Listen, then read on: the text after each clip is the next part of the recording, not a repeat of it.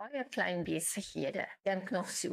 As ek nie baie volgers het nie, dink mense ek is onsuksesvol. Maar daardie manier van dink hou jou eintlik terug. Want dit laat jou fokus op getalle in plaas van mense. En wanneer jy op getalle fokus, dan mis jy die een ding wat vir jou leads en verkope bring. Vertroue. Die waarheid. 'n klein presiese gehoor. Jy werklik vertrou.